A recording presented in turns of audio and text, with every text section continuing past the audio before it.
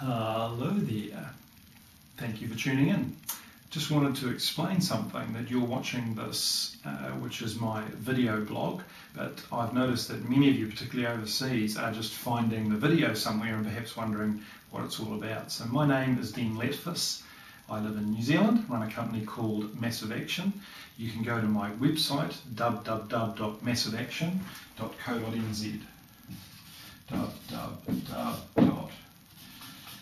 massiveaction.co.nz, or my blog site is www.massiveaction.tv.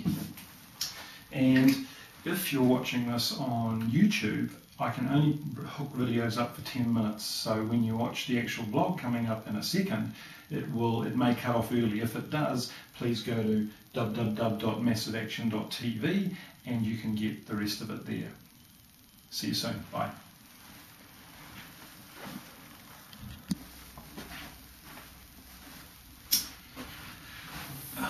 Here we are again. How's it going?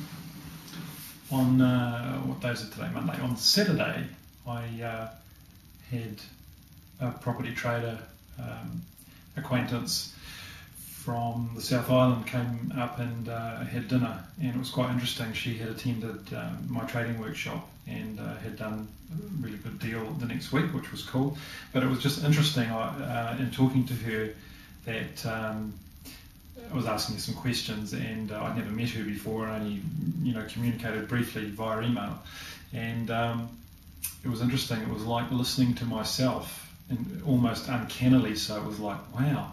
And what that made me realise or understand was that the basic principles of success in property investing are not rocket science, and they do not change, and people who continue to do it until they succeed always end up with the same or similar core things. Obviously the variety of strategies that we might utilise will vary greatly, and people take a shine to different forms of investing, but as this lady spoke, she talked primarily about knowing an area well, having, in her case, I think she had 3 agents that she worked with regularly, and planning her profits into a buy and hold portfolio. So it's just interesting that all of us who end up in this place of relative success through investing in property, and particularly if you're trading, the rules just don't change. And so it was kind of encouraging for me, I guess, because this is what I do, but it's also exactly what I teach. And so she was just yet another example of do the basics well, and the rest of our investing will pretty much take care of itself, So I've shared that with you really just to encourage you who may be finding it hard or it's taking longer than you like. I had lunch with a student of mine today who is had a one do-up trade, didn't go well, just one of those things, but he's managed to get his head in a good place, and so we'll just have to keep going until the results are there, So for those of you who keep looking for the silver bullet or the fairy dust, as I've said before, it doesn't exist. And it's just continuing to do the basics well that will put you in a place where you will succeed. It's a bit like if it was a sport, if you want to play golf or tennis or whatever, you have to practice, and there are certain things that you must do. If you do not do them, you cannot succeed.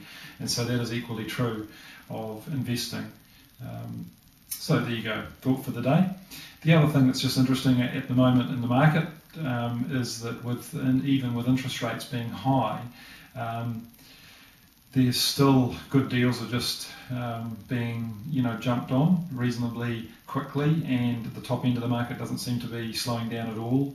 And so don't quite know what the government's going to do long term, but it's just interesting to see that I don't think they'll come up with something that will really take the heat out of the housing market, because we have the fundamentals are there of a shortage of housing. One thing that is happening though, and once you see this blog, please go to my website and subscribe to my newsletter if you don't get it. Or if you don't want to subscribe, at least click on Investors Library, go through to the newsletter archives and read my latest newsletter, which will be going out tonight. There's a very important information in there about the proposed changes to the associated persons rules with Inland Revenue Department. If we as investors allow that to go through, it will be a disaster in the short term, especially for people going forward and in certain industries. Won't bother trying to explain it all to you here, except to say this, that what this piece of legislation is intending to do is to say that anybody who's involved in the business of property, and that would include a builder, just building, like a school teacher, he's a builder, but including them, and obviously all people like me, traders, developers, will effectively be tainted for tax purposes without any way of breaking tainting, so that any property that somebody who falls into this category ever buys and sells, they will have to pay tax on the gain, including their own personal family home. It's a ridiculous piece of legislation, which New Zealand is famous for ridiculous pieces of legislation, and so please print out or have a read of my newsletter. In there is where you can address submissions to. We were going to send everybody out a standard form that they could fill in and send off, but we've been advised that if we do that, they'll all just be any that look the same. They'll just call it one submission, so 10,000 submissions could look like one. So you just need to write something that basically says we want to lodge our objection to this legislation, and just put that in your own words and submit it by the due date, which is in the month of May. So I really can't stress enough how serious that is, that as an industry we need to do this. And so if you get my newsletter, please forward it to every man and his dog that you know, and let's get enough public. Garth Meldal's going to the media with it, as am I and a few others, to try and get some good public coverage of it. But we need to stop this. It's an unfair attack on the property investment industry, and we want to make sure that it doesn't happen. So there you go. I'll be back tomorrow with, we'll get the whiteboard out again, and I'm going to start doing a bit more kind of teaching focused stuff for a while, for those of you who are interested. Other thing not to forget, please, when you visit my website, go and click on property events. I'm running an advanced trading event in Wellington and in Christchurch. I ran it in Auckland earlier in the year. It was just going to be a one-off. I was never going to run it again.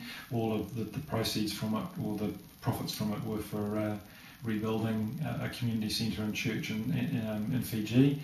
The response has been so overwhelming from people wanting it to be run again, and as I didn't have the video rights, we decided we wouldn't run it in Auckland again. It wouldn't be fair, but we are going to put it on in Wellington and Christchurch. This will be the last time the event is ever run. Those of you who may not have got the email but might have seen this, we have arranged a special package for you to re-attend. If you can't find that through the website, please just email me, Dean, D-E-A-N, @massiveaction.co.nz, and we'll show you where the link is to be able to book. But otherwise, just have a look at it. If you haven't been before, please consider coming. Very, very high value event. Got some very good other people speaking.